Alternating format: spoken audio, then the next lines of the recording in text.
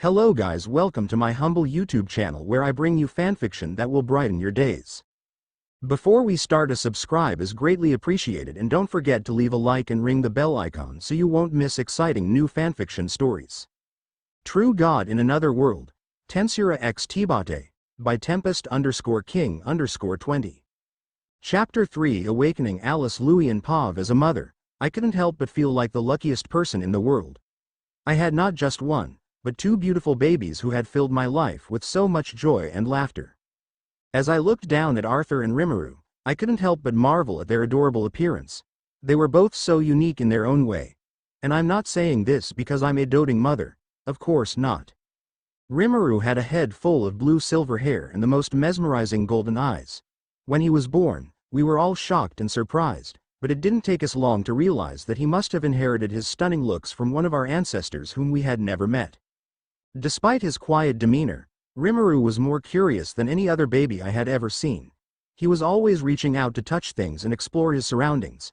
To my surprise, he was also the only one who played with the little toys we had bought, which showed that he had a love for learning even at such a young age.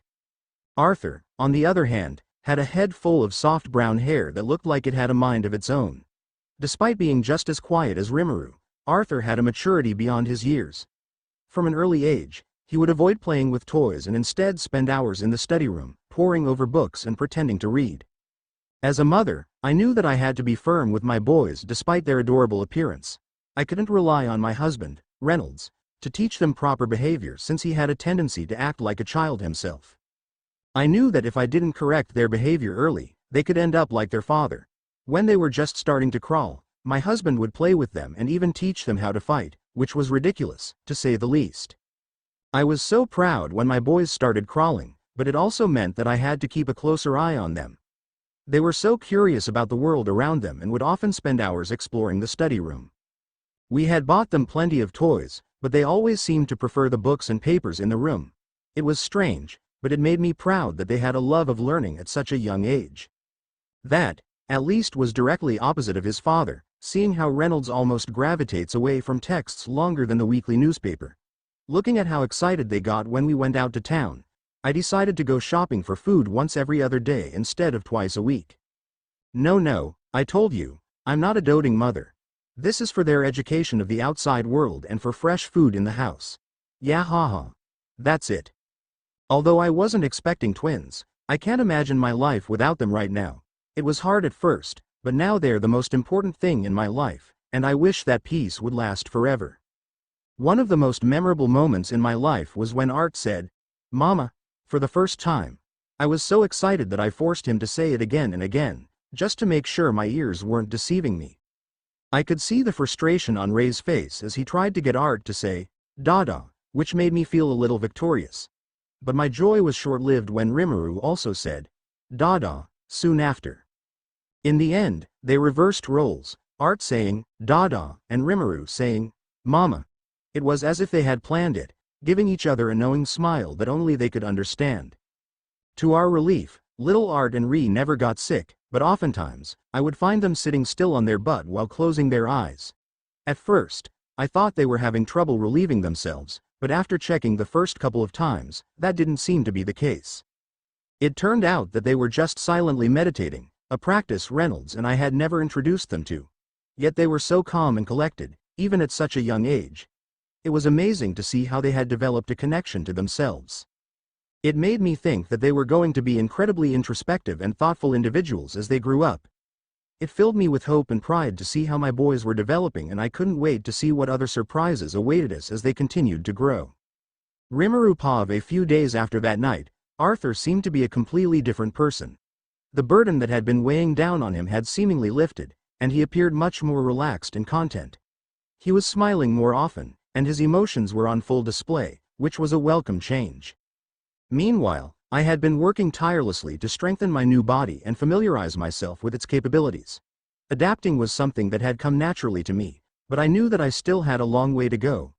After all, I was still just a child, and my body was not meant for fighting against adults. One day, Seal told me that Arthur and I were getting closer to forming a monocore, which was a crucial step in our magical development. However, there was a catch. When we awakened, there would be an explosion that could potentially destroy our surroundings. Seal reassured me that I could suppress the explosion, but Arthur would not be able to do the same. Seeking a solution to this predicament, I approached Arthur while he lounged on the living room couch. "Arthur," I began, drawing his attention. "How much time do you have left before you awaken?" A small smile tugged at the corners of his lips as he turned to face me. "Only a few days," he replied, his voice filled with anticipation. Taking a moment to collect my thoughts, I hesitated before suggesting, "I think we should do it in the backyard. If we awaken simultaneously, there's a risk of obliterating the entire house. It would be quite the inconvenience to rebuild it, don't you think?" Understanding the validity of my concerns, Arthur nodded in agreement, his eyes reflecting a mixture of curiosity and understanding. Curiosity piqued, he inquired, "And how much longer until you awaken?" A wry grin tugged at the corners of my mouth as I pondered his question. "Well," I began, a mischievous glint dancing in my eyes. "I possess the ability to awaken at any given moment. However, I believe it's best if we synchronize our awakenings. I don't particularly relish the idea of drawing even more attention to my already peculiar existence." A weighty silence hung in the air, broken only by the soft rustle of the wind. Arthur mulled over my words before finally exhaling a resigned sigh. "All right," he conceded. "Simultaneous awakenings it is then, together." Feeling a surge of relief, I nodded in affirmation, grateful for Arthur's understanding. The following week passed in a flurry of preparations, our shared anticipation growing with each passing day. Finally, the appointed time arrived, and we found ourselves seated in the tranquil backyard, ready to unlock the dormant powers within us. Closing my eyes, I began the familiar ritual of meditation, allowing my consciousness to sink deep within. Around me, the air grew charged with an otherworldly energy. The trees seemed to sway in time with our breaths, as if anticipating the impending transformation. And then, in an instant, boom, Arthur Louis Pav. As I slowly opened my eyes, I could feel an inexplicable energy coursing through my veins. It was as if a newfound strength had awakened within me, filling me with a sense of vitality that I had never experienced before. I took a deep breath, feeling a rush of air fill my lungs. It was exhilarating, and I couldn't help but smile radiantly. "Oh, my children, are you all right?" I saw our mother running towards us and our father on the ground kneeling. Both of them looked incredibly worried, and my heart clenched with fear. My mother enveloped us in a tight embrace, and I felt her arms tremble with emotion. It was as if she was holding on to us for dear life, and looked at maybe he felt the same. I was finally able to yell, "Mom, don't cry, what's wrong?" She didn't answer me and continued crying as she hugged us. Our father arrived next to her, patting her back and patting my head too, giving me a weak smile. "Congratulations Art, for waking," he said, relief and pride etched onto his face. "I was really afraid that you wouldn't awaken, but not only did you awaken, but of awakening at such a young age as well." "We are geniuses," Rimuru piped up, crossing his little arms with a sense of confidence that belied his age. I crossed my arms and nodded my head in agreement with my brother. Both Mom and Dad laughed when they saw our actions. "Well, we will only know your true talent in training," our father said with a twinkle in his eye, a mischievous smile on his face. I felt a shiver run down my spine, knowing that my father was not one to take things lightly. Rimuru Pav, it had been several weeks since our awakening, and although our parents were keeping it a secret, our father had started training us. Despite our young age of only 3 years old, we were taught basic training and focused on purifying our mana to reach higher core levels. One day, I asked Seal to make me some dumbbells to help me train. I clung onto the weights all day, using them to strengthen my body. I even began to experiment with absorbing mana while in motion, something not typically done during training. Fortunately, I had always been able to multitask, so I soon mastered this skill, steadily increasing my mana level until it reached a light red. My twin brother Arthur followed closely behind, eventually reaching the solid red level a year after our awakening. As we turned 3 years old, our mother began to teach us how to read and write. My brother and I devised a plan to play the role of sons of a genius, pretending that we learned quickly and eagerly. In doing so, we managed to read more challenging books that we could study secretly, without arousing suspicion. Not much changed in our daily routine as time passed, but one evening our father spoke up during dinner. "Honey, I think it's time to get proper mentors for Art and Ri. There was silence as my mother dropped her fork on the plate as she raised her head as though she had just heard something foolish. I felt a chill in the air, but there were no windows open. My mother's aura had fallen below zero.